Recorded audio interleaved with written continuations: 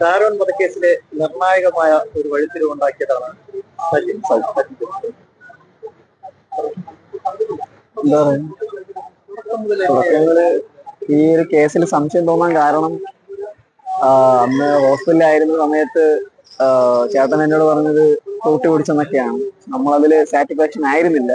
അപ്പോ രജിന് കൂടെ പോയിട്ടുണ്ടത് രജിനാണല്ലോ. അപ്പൊ രജിനെ ഞാൻ ഫോൺ വിളിച്ചായിരുന്നു അന്ന്. അപ്പൊ അവനാണ് എന്നോട് പറഞ്ഞത് അവിടെ നിന്ന് അവള് കഷായം കൊടുത്തെന്നുള്ള കാര്യം ചേട്ടൻ രജിനോട് പറഞ്ഞത് ഡയറക്റ്റ് ആയിട്ട്. അപ്പൊ ആ കാര്യങ്ങൾ എന്നോട് രജിന് പറഞ്ഞു. അപ്പൊ ഞാൻ എന്ത് ചെയ്യുന്ന വെച്ചാൽ ഞാൻ നേരെ ഗ്രീഷ്മേനെ വിളിക്കാനുണ്ടായിരുന്നു. ഗ്രീഷ്മേനെ വിളിക്കുമ്പോൾ ഗ്രീഷ്മ എന്നോട് പറഞ്ഞു അതെ ഞാൻ കഷായം കൊടുത്തു, കോകിലക്ഷം കഷായം എന്ന് പറയുന്ന കഷായമാണ് കൊടുത്തത്.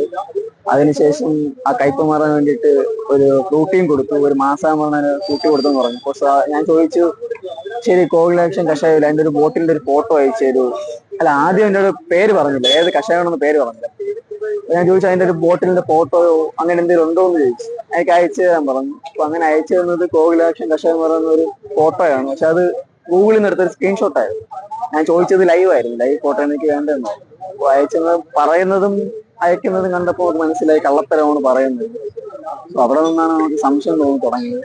അപ്പോഴത്തേക്കും നമ്മൾ ഈ കാര്യങ്ങളെല്ലാം ഡോക്ടറിനോട് പറയും, ഡോക്ടർ നേരെ പോലീസ് സ്റ്റേഷനിൽ അറിയിക്കുകയും അങ്ങനെയാണ് കേസ് ഇങ്ങനെ ഇപ്പോ 2 വർഷമായി.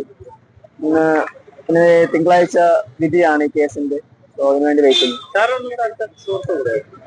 ഞാനും ചേട്ടനും ചെറുപ്പം മുതലേ ജനിച്ചപ്പോൾ മുതലേ കളിച്ചു നോക്കുന്നതാണ് ഒരുമിച്ച്. ഇവരുമായിട്ടുള്ള ബന്ധമൊക്കെ അറിയായിരുന്നു. എല്ലാത്തിനും ഇവര് സ്റ്റാർട്ട് ചെയ്യുന്നത് മുതൽ എല്ലാത്തിനും എനിക്കറിയാം. 2 വർഷമായിട്ടുള്ള റിലേഷൻഷിപ്പ് ആണ്. അതെങ്ങനെയായിരുന്നു റിലേഷൻഷിപ്പ് എന്ന് പറഞ്ഞാൽ ആദ്യമായിട്ട് കണ്ടുകിട്ടുന്നത് ബസ് സ്റ്റാൻഡിൽ വെച്ചാണ്. പിന്നെ പോകുന്നത് വരുന്നതും ഒരുമിച്ചാണ്, ബസ്സിലാണ് ഒരുമിച്ച് പോയിട്ട് വരുന്നത്. അപ്പൊ ഞാനും കൂടെ പോകാറുണ്ട്. ഗ്രീഷ്മയ്ക്ക് നമ്മളെ ഫാമിലിയിൽ കോണ്ടാക്ട് ഉണ്ടെങ്കിൽ അത് തന്നെയാണ്. ഞാനും അവളും സംസാരിച്ചിട്ടുണ്ട്, നേരിട്ട് അറിയാം. പക്ഷെ ഒരിക്കലും ഇങ്ങനെ ചെയ്യുമെന്ന് ഞാൻ പ്രതീക്ഷിക്കുന്നില്ല. കാരണം അവൾക്ക് സതീശൻ എന്ന് പറയുന്ന ഒരു ആർമി ഉദ്യോഗസ്ഥനായിട്ട് കല്യാണം ആലോചിക്കുന്നുണ്ട്. സോ അതിനുശേഷമാണ് അവക്ക് ചേട്ടനോടുള്ള ഒരു ഇഷ്ടം വേണ്ട എന്നുള്ള ഈ തോന്നാന്, അയാളെ കെട്ടാനും വേണ്ടിയിട്ടുള്ള ഒരു മോട്ടീവ്. അവള് ആത്മാർത്ഥ പ്രേമമായിരുന്നില്ല.